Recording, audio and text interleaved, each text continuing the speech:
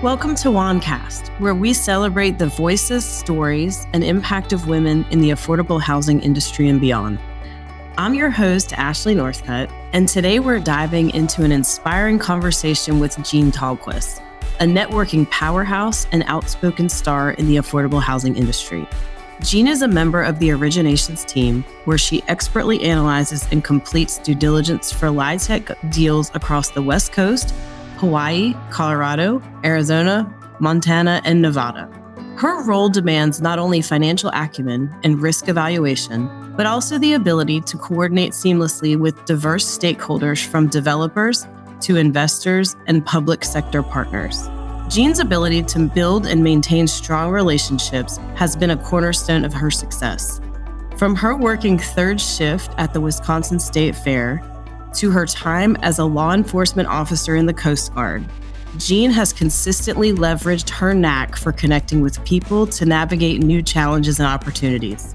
Her story is one of resilience, adaptability, and an unrelenting focus on forming genuine, impactful relationships. In today's episode, Jean shares how her networking prowess has been the key to her career shifts, including her transition into the affordable housing industry without prior experience. Her approach to networking is nothing short of a master's class, focusing on authenticity, adding value to relationships, and creating systems to foster meaningful connections. Whether it's forming bonds with colleagues or spearheading a leadership book club for personal and professional growth, Jean exemplifies the power of building community and lifting others along the way. Join me and get ready to learn, laugh, and take plenty of notes.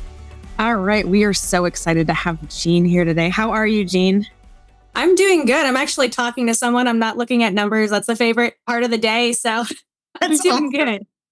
I know. I've been so excited to talk to you ever since I heard at Summit, you asked a question. I remember saying wait a second, who just said that? Because it was such a great question. I'm trying to remember what it was about right now, and it's not coming to me, but I'm just excited to talk to you because I see you on LinkedIn, very active. You are smart and brilliant and share just very good thoughts around the different articles that you're sharing. So I'm pumped to hear more from you. Awesome. And I'm pumped to be here. Awesome. So let's start. I always like to ask our guests about their very first job ever. We're talking like ice cream shop, babysitting. Like to hear about what that is because a lot of people that are tuning in think that you were just born in the role that you're in. And it's fun to hear people's journey and how that first job still impacts you today and your success. Well, I don't know if it still impacted. I mean, maybe it does in a small way. So my hometown, Milwaukee, Wisconsin, we have a bunch of different fairs and events. We have the State Fair, we have Summerfest, and they each have little jobs that you can work for 10, 15 days, something like that. And my favorite one to work was third shift security for the state fair, which basically meant you were watching the pigs and the sheep and making sure that nobody escaped. And it was terrible because it was literally like you'd get on at 8 p.m. and you wouldn't get off until 8 a.m. the next morning. But you were making, I think it was like $10.25 an hour, which was really good money back then. Sure. And it was over in, 10 days or so. So I would do that. And I think the thing that was really interesting was just talking to people and learning that I was a very valued employee, which was strange being a small white girl on security who was, I think, 16, 17 at the time, couldn't wrestle a pig to save my life. But what I did was I showed up on time. I showed up on time. I showed up consistently. I didn't fall asleep. And I guess I was friendly. And apparently for that particular role, that was like stellar employee of the month material. So I suppose that just goes to show you maybe never underestimate the value of the basics, like be on time, be respectful, be positive, and that can take you some places. That's great feedback, though, because I do feel like, especially the positive attitude piece, is showing up for meetings, especially, is very important. But then what you just said about being positive, like can do. So you've been an MVP employee since the fair days. Well, I don't know about that. I've had some difficulty. I mean, I think I've done a lot of different roles. I've done everything from be like a compost coordinator to I was law enforcement in the military And then I was a private contractor in housing policy. And then I joined, the LIHTC ranks. And there's a learning curve for each of those. And there have been numerous points where I was very bad at what I was doing. So I have to revisit two things. One, I want to rewind back to the state fair. I've never been to a state fair where I see like the ribbon put on like the biggest pig or the prettiest pig. Really? Do they have that at the ones you Yeah. know? I'm going to add the Wisconsin Fair to my to-dos because that's like a dream of mine to see, like, I guess from Charlotte's Web when I was younger. I've always wanted to see like the pig, right? Then military law enforcement. I got to hear all about that. And how did you get in that role? Well, I did a lot of different roles. So like I was in the Coast Guard, and the Coast Guard's kind of weird in that it's small, it's bootstrapped, and you do a whole bunch of different things. You're not like assigned one role out of boot camp. I also joined military. So I went to college in physics and English because I didn't know what I wanted to do with my life. And at least you got a broad spectrum. Yes, I could write science fiction. That's what I could do after graduating. But I was very burnt out. I was really burnt out. It also was about 2012. Like the economy was not the greatest.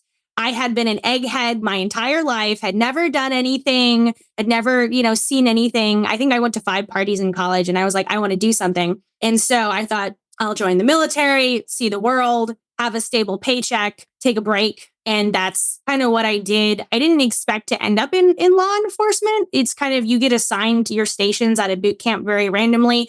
For females, it's where they can stick you, where they have what's called birthing for you, which is birthing is not BIR, it's BER.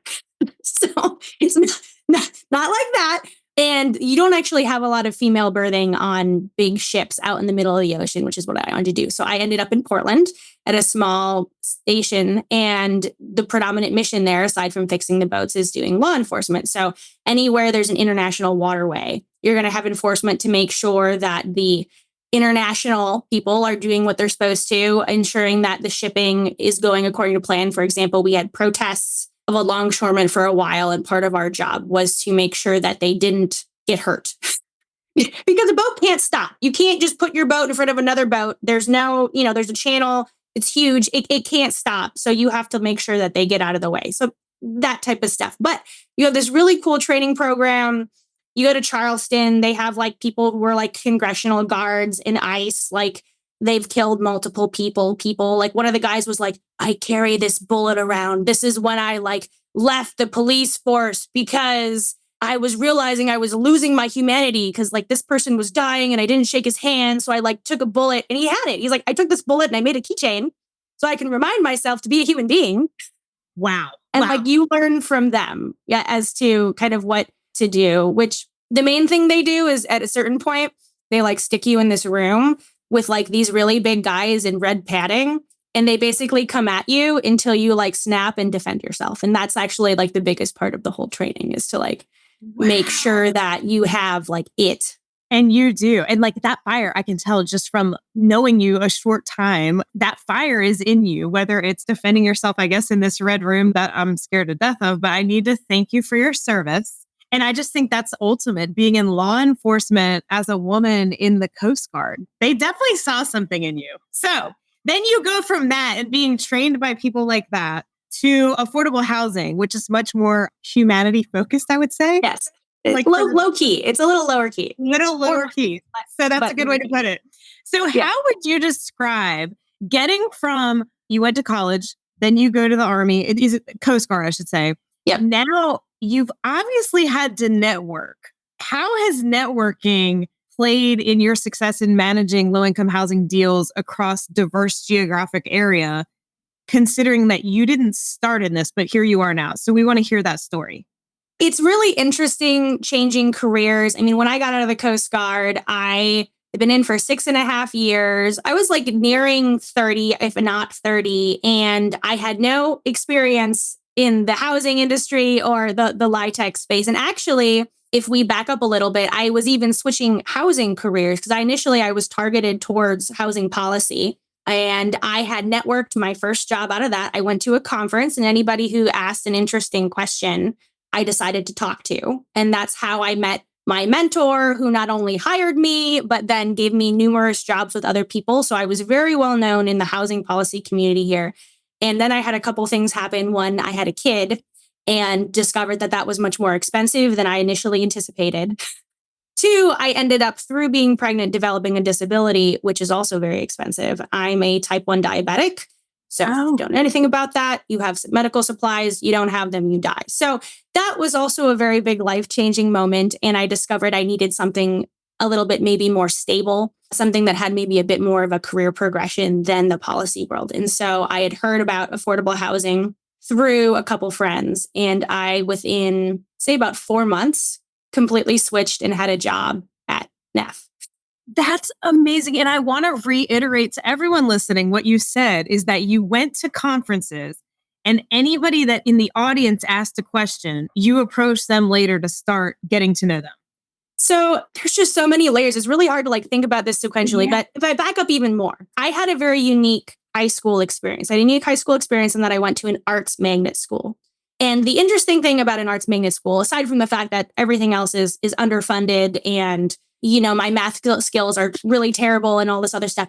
But what was interesting about that is every single person who taught there had arts experience. And what that meant is they knew how to hustle.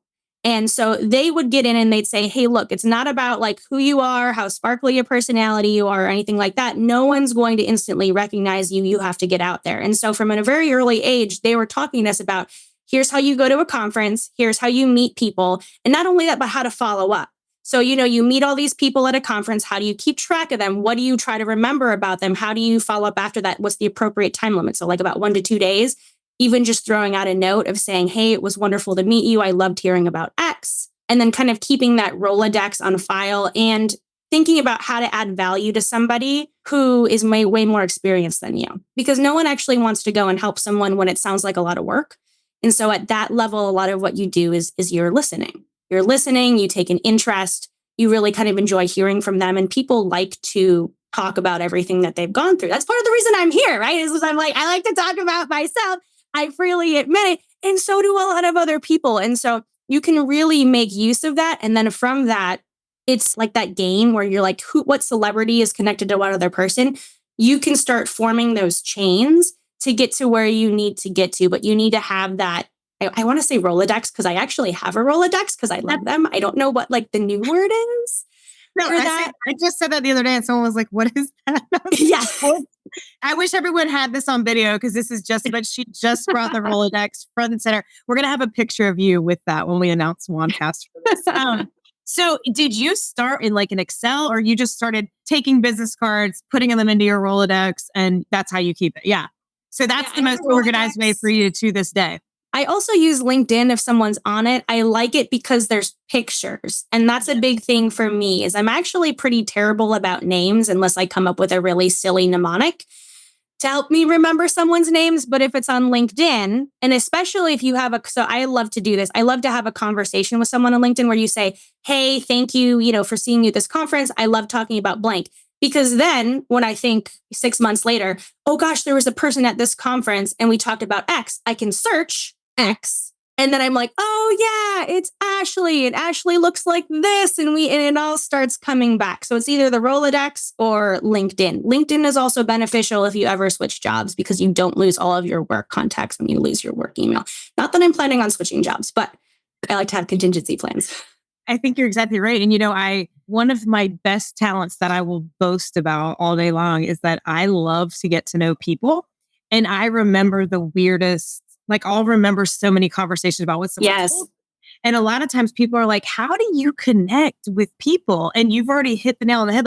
People like to talk about themselves. And I want to ask you your opinion, in how you do this, but they like when you remember something about them. So I don't know if Phil Forgone is listening, but one time I went to dinner, this was years ago in Raleigh.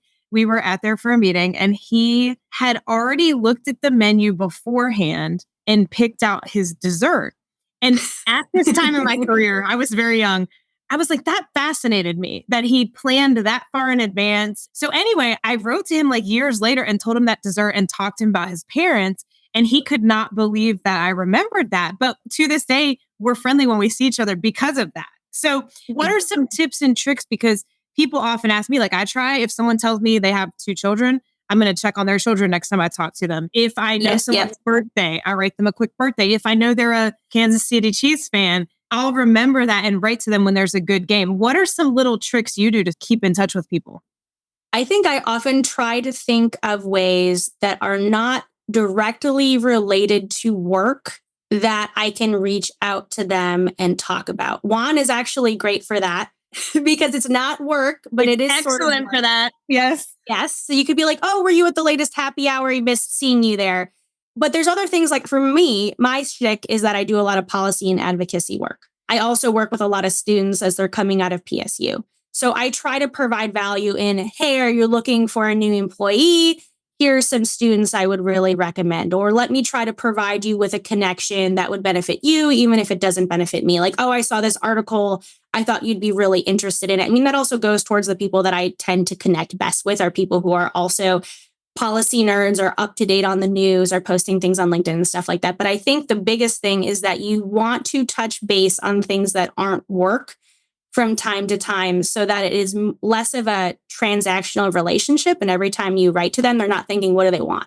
Such a great point. I would also say that sometimes you get things that you wouldn't have thought of from that. I mean, people will send me articles all the time, which I think are great, or book recommendations, or say, hey, you know what? I met this person.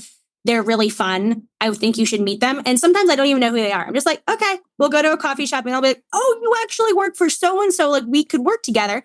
And sometimes not. You're like, you're an architect. You're like several distances away from me. But you know what? We know like half the people and we can talk. And this was a fun conversation anyway.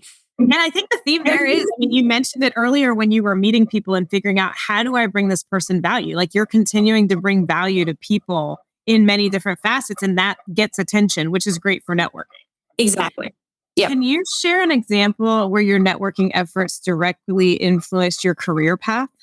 So many.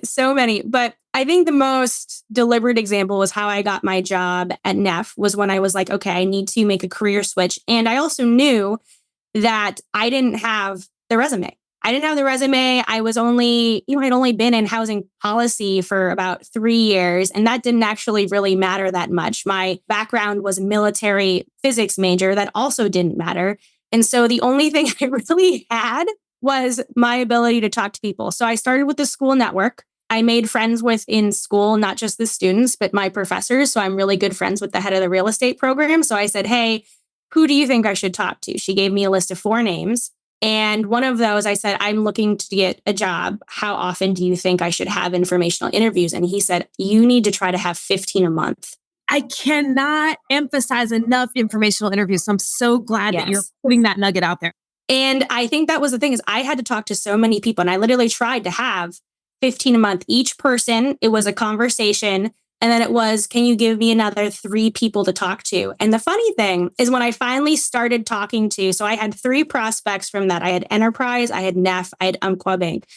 From that, one of those people, I won't tell you who, actually asked me on the interview, how did you manage to get to talk to me? I had to go through this entire list of people and how I basically got an audience with them. And they were impressed. They were impressed with that. They were impressed with my ability to talk to them and to understand what they were saying. And that is actually what formed the basis of my application. It was not actually with NEF. That one I did get beat out by a person with 3 years of development experience. However, and here's another kicker, is after I got turned down for that job, I asked the person, I said, hey, what made the decision? Why didn't I make the cut? And they came back and we had a great discussion. And that person is still my mentor to that day. And they gave me tips on what to do for my next interview, which I nailed. And that was my NEF job. Now, the NEF interview, I also got through networking, through an informational interview with a couple of people who finally got me connected with Tony at NEF. Now, here's the thing about this. I think a lot of the good companies and a lot of the good jobs, they don't market their openings very well because they don't have to. Everybody who they want, it probably knows when a job opening's there. So I didn't know NEF had an opening, and NEF actually didn't have an opening for someone in Oregon. They had an opening for someone in California. So my window and my first intro to Mike, who was doing the hiring, was he said, I don't know why I'm talking to you. I need someone for California, not Oregon, which I didn't know. I just thought I was talking to him. I didn't know it was going to be an interview. And I just pivoted and I was like, I love California. California is my jam. I used to live in Sacramento. And I just went on about how we travel, how I could travel. I love California. I'm a fast learner. And that's how I got the job, because I managed to get an audience with someone for a position that I didn't know about, that wasn't even in my region, and convinced them to change the criteria so that they could hire me, all without knowing what affordable housing was 4 months prior. This is fascinating. It's fascinating. But when you're talking, I just keep seeing the Coast Guard recruiters noticing this fire in you. Like, yes, put her in law enforcement because there's a fire in you. And it's a theme throughout where you're like, there's no job. It's not out there. I have no experience, but I have now worked my way into creating a job for myself in a state that they're not supposed to have a job in an industry I've never worked in. It's amazing. And something that you keep talking about with the informational interviews and meeting 15 people and three more. One thing that people should take from this too is you didn't care what level of person. It does not matter. It's meet as many people as you possibly can, because you never know. Right? 100%. And then I love too, and I have to point out that your mentor grabbed onto you for a reason. Like you said, there's still a mentor to this day. This is huge to highlight. We just launched our mentorship program, but I think it's very important for mentees to see that people latch on to someone that they see promise in, or someone that is trying so hard to make a difference. Like to have you in the affordable housing industry with this fire and this passion, if someone sees that, they want to help you get to the next level, whether or not you have experience, right? I mean, you're a living proof. Well, here's the other thing, and there's multiple studies with this. Number one, people like to give feedback. And in the LIHTC industry, it's such a specific niche. Not very many people actually know what they're doing when they enter anyway, if they have a pedigree or not. What they care about is, are you teachable? And so in that instance, I showed I was teachable. But not only that, and here's a key phrase that I use. There's this book that's called Influence. And one of the things they say is, when you ask someone something, ask for their advice. You ask for their advice because then not only are they happy to give it, but now they're invested in you, right? Because if my mentors were to give me advice and it were to fail, that reflects badly on them. And so now they're invested in me being successful. And that, I think, is a big key, is you don't ask for help, you ask for advice. That's great. Quote, end quote. I like to grab quotes and end quotes on these. That is a great piece of advice. We're talking about all the success. So what challenges have you faced networking across sectors like development, investment, urban planning, policy, and how have you adapted your methods to address those challenges when you are networking? So I think one of the things I found out very quickly is syndication is connected to banking. Banking people don't swear. They don't have full sleeves. They weren't former law enforcement, and they can smell polyester coming a mile away. These are things that I was not privy to and had no experience in when I joined. I was working class growing up. I never knew anybody who was in banking. And that was very difficult for me to kind of have a very different background. You kind of like have a list of things you do to identify with people. And I got to a certain place where nothing from that list was working, right? And because our experiences were so kind of vastly different. And that's something that I'm then trying to really lean into, of what do I need to do? Do I need to learn how to golf? Do I need to wine taste? And I think a lot of it is just falling back on the basics of be really interested. Even if people don't share common experiences with you, they have very interesting facets of their life. They're also housers for a reason. And that's something I've really been leaning on. And so there's a passion in them somewhere. It just might be behind that professional face. And so I've been working really, really hard to identify with that. I think it's also important to watch how people interact with each other. There's a lot of virtue signaling there, and you don't have to match up with everything 100%, but something as simple as people respect people who know other people. And so if you're at a conference, never looking like you're alone. Once you get to a certain level, always having a circle. Then if you invite someone into a circle, they're more receptive to what you're saying. And that goes into looking at how people interact, looking at how people establish authority. And so that maybe is next level. But I've really been working at that because that's kind of a group of people I don't have a lot of experience with. And so for me right now, I'm just doing a lot of learning and a lot of figuring out how to say, look, I am different, but that is a good thing. And that's another one thing I want to tell people is don't fake it. If you're a mom, don't try to be not a mom because you're never going to do it. You're never going to be available as much as that single person who's 25. And I'm never going to be as polished as somebody who went to school at Harvard and then got an internship at JP Morgan and has been in the banking community with a trust fund for the last 5 years. And they're brilliant. They're wonderful. They're still wonderful people, though. And that's something different is we can be so different and from such different backgrounds and still both be wonderful people making a difference. And so that's the thing is don't try to be someone different. Maybe just highlight different aspects of yourself. And when you're presenting yourself, don't make it in such a way that it's like, you're not like me and that's a bad thing. We're different and that's a good thing.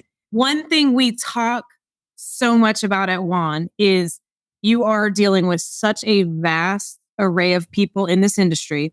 Majority by far in this industry for the same reason. It's mission-based, mission-driven. We want people in housing. I think the key part you just pointed out, which is why you are so successful coming from such a different background potentially, is you're genuine. You are you through and through. And people are attracted to people that are confident in who they are. I think if you can be genuine, that is much more attractive for someone to talk about, even if you're totally different, because they have a family member or somebody that has done something that you've done, a friend. You will connect on some level, but people can smell being not genuine. And I feel like if you were pretending to be not Coast Guard law enforcement, which by the way is way cooler than some of these people coming up, like most people could not do that, right? But being genuine and owning that and standing in that space. And I feel like WAN is a great place for that. There have been so many people that have come to WAN that share feeling like insecure about certain things. And we're like, be you. And look, you're being fully you and look where it's gotten you. No one's here to judge. And not everyone, like you said you didn't come from, maybe you said working class, I think you called it, but you maybe didn't come from a family where someone went to the bank every day and someone went to the development company every day. You came from a different background, but doesn't take away from who you are and what you have to offer the industry. And people are learning from you too. Look at your networking skills, by the way. I don't know many people that can network the way you can. It's amazing. So this is really neat to hear. And I think it goes back to, again, I'm just going to circle up, being yourself, being who you are and being proud of it. We talked to someone on WANcast recently that did not go to college. She's super successful now and was telling me, I envisioned it when she was saying it, like I must cave in when the college comp came up. Where'd you go to college? What football team do you go for? Things like that. She used to kind of be so embarrassed in conversations like that and has now owned it. And she's like, it's so different and you can be yourself and no one judges you. You got here without a college degree now in her case. So maybe you did even better than some of the people that were formally trained. There's actually a book called First Gen. It's very, very good. It's about a daughter of Mexican immigrants, but I think it actually applies a lot because she talks about trying to bridge gulfs between where she was and where she wanted to be. And at certain parts of the gulf, when you're reading, a lot of what got her down was actually the shame of what she did and the anxiety around it, not exactly what had happened, but her interpretation of how other people would think about that. I've also noticed that whenever you make a mistake or perhaps you've done something embarrassing, the more emphasis you put on it, the more other people notice it and notice it badly. If you're just confident in it and you own it, and whether that means being like, sorry, I messed up, or yes, I don't know that. Can you tell me more? Suddenly it's not a big deal. It's not embarrassing anymore. And that's a little bit of a fake it till you make it. You don't start off having it. And I have to do that all the time. So I feel embarrassed and I'm like, it's okay. Like, just go. Everyone has made mistakes, right? Yeah. And it's all like you just said, you take the emphasis off when you own it and stop it right there. It's not like you're hiding anything. It's not like people have to continue to talk about it. Yeah. Fascinating. You go, girl. You go, Jean. So let me ask you this. For someone starting in affordable housing, what specific networking practices or routines would you recommend them adopting early in their career? I read once that successful people have systems, not goals. And I kind of apply that to networking, right? When you start getting out and you want to build your network, don't start with, I want to build my network. Start with, I want to meet interesting people. And then just run with that. And when you find someone who's interesting and who you really connect with, follow them. So if you're someone who you meet and you feel like this surge of energy, that's the thing is people will follow around bosses or dynamic people. And I think that's one of the best systems because those are the people who are going to invest in you. Those are the people who are going to take the time to like get you into the industry, even if they're in a different space than you want to be in. I would start looking for those people and follow them at whatever level they are, and then start building from that. I'd also make sure that if you're at a conference, if you find yourself standing awkwardly to the side, make yourself talk to people. I'll give you one of my favorite tricks. It's the easiest one, especially for a woman, is wear heels. You wear heels because if nothing else, 2 hours in the conference, you can go next to someone and go, can I sit down? My feet are killing. That's great. Yes. My piece of advice to everyone is always find the person in the corner that wants to be there listening to you. Like, I was blessed with being probably one of the most extroverted people on the planet. So this is not something I struggle with, but I do always want people to feel included. And so I tell other people that are not as extroverted, look for the person hiding in the corner or sitting alone and go talk to them. It's just like what you just said with the heels. It gives you an excuse to like be with somebody. And Jean, I feel like during this Wanecast, you are probably gaining a ton of followers. Like you just said, follow the dynamic people, follow the successful people, follow the entertaining people. I think you're going to start being followed across the country based on this Wanecast. Of course, you're already followed a lot. I see your LinkedIn.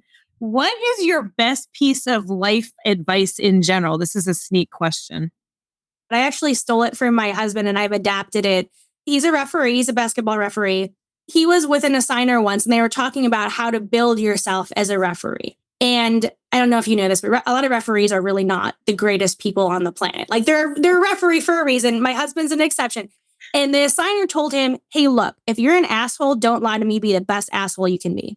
And I actually took that to apply to everything that you do, right? Is certain things that are ingrained to you. I am a loudmouth. I have been threatened with my Miranda rights, and I kid you not, threatened with the brig in the military because I was told to shut my mouth and I could not do it. And so if it didn't work there, it's not going to work. I don't stay in my lane. I'm systematic minded. I want to know what everybody's doing and I want to know how I can help. And I love talking to people, right? And so what did I end up finding myself in? A job where they want you to talk to people that doesn't mind that I'm a little bit of a loudmouth and doesn't mind that I'm interested in all of these other jobs that are tangential to mine because it all helps the affordable housing industry. And really, as a nonprofit, like we just want to make sure developments get built. And there are so many parties that are part of that. And we all need to be talking and working together, right? Especially right now.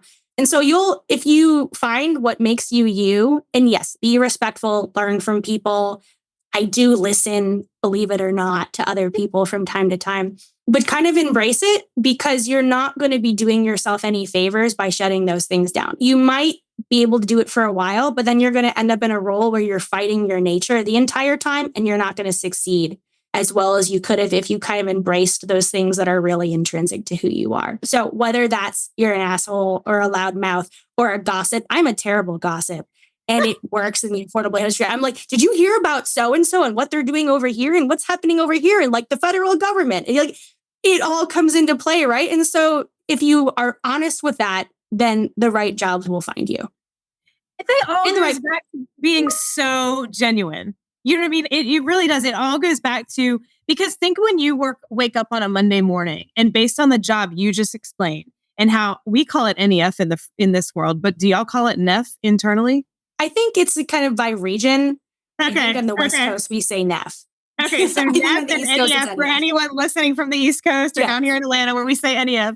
It's so cool that you've found a role where I feel like you would wake up on a Monday morning and you feel light, like you're excited to go to work because you're supported and your strengths, you're allowed to use them. And what you were just saying is don't quiet yourself to fit into a role. Like you can hide that for so long, but it goes back to if you're genuine from the beginning, you will find the right place in the affordable housing industry because there's so many places to find. And if you're lucky enough, and NEF is very lucky to have Jean, but if you can find that one role where all of your strengths are allowed, and I just have to comment, it's hilarious to hear this. And I just wonder, did the military change you at all? In terms of like when you're running your mouth, for instance, as you put it, or being loud, do you feel like you learned some skill there to hold back or not at all? You just kept being you?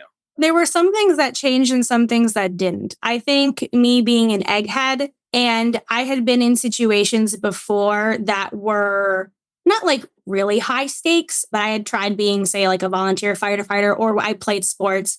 And if it was really tense, I froze. And I didn't like that. the thing that I mainly took away from the military was I was in positions where it wasn't just money, it was lives. And because I had set myself up well and because they had a lot of abundant training, I didn't freeze, I performed. And so I think that's what I take to with affordable housing is people get really stressed out and you are dealing with lives at the end of the day. And it is high stakes, but in that moment, nobody's dying. And I think that gave me the confidence that if you're pushed up against a wall, you have to just act and you're careful about it. But I think the military gave me much more of a spine than I had when I started out. And that I think was the really big value. And it is like going back to the red room of you're pushed up against a wall. Do you freeze and collapse or do you perform? And I think I've proven time and again. And as I said, I wasn't always a good performer. People weren't excited about my verbosity necessarily when I first joined NEF. Actually, my boss's boss was actually very suspicious of it. And I heard even said, I don't want to put her next to an investor. And last year, when we were talking, he said, what I love about you is that military confidence never leaves that. Because you're brilliant. And when you match that with brilliance and you have good intention, you know what I'm saying? You're not here to cause trouble and just be spouting off. So, Jean, it is so fun to get to know you. I want to be your next door neighbor. I think that would be great. We might talk too much. I watch your children too. Oh, okay. Absolutely. Now you're like, I'll buy the house, actually. I'll actually buy the house for you. We were talking before we let everyone join about children and bringing them to different work events. And Jean's been able to do that over time. And now her kids are the most requested children at affordable housing industry events. So we hope to see them at the summit next year. It was a lot of fun to talk to you. And I'm just so glad to get to know you better. Like I said, you're one of the people I would go to because you asked a fascinating question during Summit. I don't often be like, can someone please tell me who just asked that question? So keep sharing all your ideas, keep asking all your questions. I know we couldn't stop you anyway if we tried, but this is making our industry better. And I want to share too, Jean actually approached us about starting a book club, a leadership book club on the West Coast. So I wanted to give you a second to talk about that because I know we were trying to focus it on the Law and West Coast for timing, making it align with everyone's wake up time or go to sleep time, and also trying to meet in person some. So if you'll talk a little bit about that, we'll air it and get more interest. Oh, that's fantastic. Yeah, we have a couple people who are interested right now, and we're trying to set up a first meeting. But it's kind of for people who already have started really reading, and a lot of people call it self-hacking. You want to figure out who you are as a person and how you can use that to further your career, your normal life, your overall satisfaction with everything, things like that. Books that I kind of looking at is if people haven't read it, Lean In is great because leadership does look different for women as men. And you can argue whether that's right or wrong, but that was a transformative book for me to read. Things like The Art of Good Gathering. If you have a bunch of people together, how do you make them feel special and included? Tim Ferriss is one of my favorites. He has a bunch of different books. Tools of Titans is a classic. And so it's kind of about people coming together. We all are going to say a book on our reading list that we wanted to read. And then going through it and talking through and growing together. Hopefully there's going to be wine included, maybe a get together once a year. But, at least for me, there's only so much that my coworkers or my husband wants to hear about all of this stuff that I'm learning about myself and other people. I mean, I read Influence, which goes into like the whole difference between asking for help and advice. And there's only like so much that people really want to talk about that. And so if you find yourself in those situations where you're like, I want to learn more, I want to talk about it, but also I kind of want to grow into a bigger space, into maybe a leadership position one day. I don't manage anybody. I'm pretty junior on the totem pole. I'd like to get there someday. So that's kind of the level we're looking for. So you've been around a couple years and you're looking to get to that next level, and let's all just help ourselves get there. You're a natural leader in this space. Like, I feel like they're about to join a master's class of someone that is so aware and wants to grow so much that you're like studying. There's a theme throughout this entire Wandcast where you're constantly trying to learn about yourself and others and how to connect with them. Well, if you're a parent or you don't have a lot of time, you have to work smarter, not harder. And I can't be a grinder. As I said, I'm a parent. I have a disability. I'm not young anymore. So this is me at 4:30 in the morning for 30 minutes every day. I might not get it all right away, but I'm the turtle. I'm gonna keep going. And yes. So if there's people out there, and if you're someone who also has a lot of time, we'd love to have you too, because you can go way in depth in this and then bring us up to speed. There you go. You get the trainer.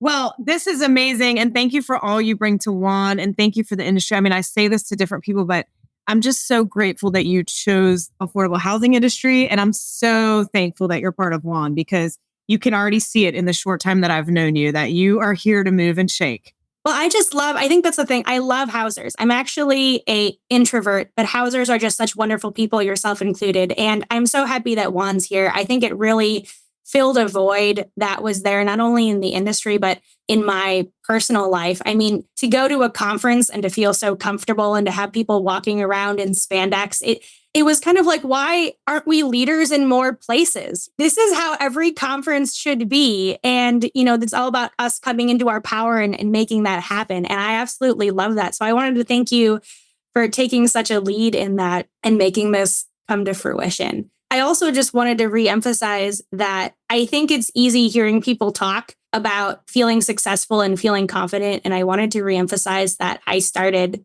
without a huge knowledge base of the affordable industry and with a lot of people who didn't have a lot of confidence in me.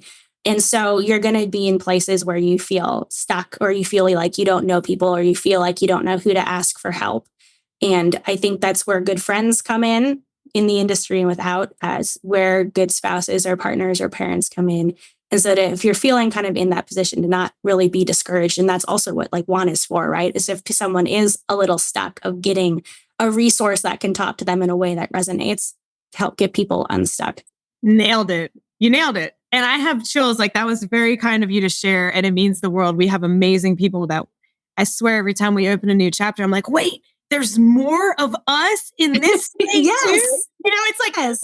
it's just so natural. And you summarized Summit so well. Like, so many people just felt so comfortable, which is what we're here for, and to open doors for people that are having them shut for one reason or another. So, Jean, I'm just so glad to know you. Thank you so much. You as well. If I'm ever in your area, we will need to get a drink or some food. And so I can get to know you a little bit more. I talked to this whole time, but girl, I'll turn the tables and ask you some of these questions. You will hear so much from me. You'll be tired of it. But anytime, I would love to see you in person. And I'm sure I'll be out in the Pacific Northwest. So I will definitely hit you up when I'm out there. Thank you. Perfect. I know all the good places to eat. Perfect. I'll be there. I'm a good eater. Me too. We'll have a good time. All right. So good. Thanks, Jean. Absolutely. See you. Bye.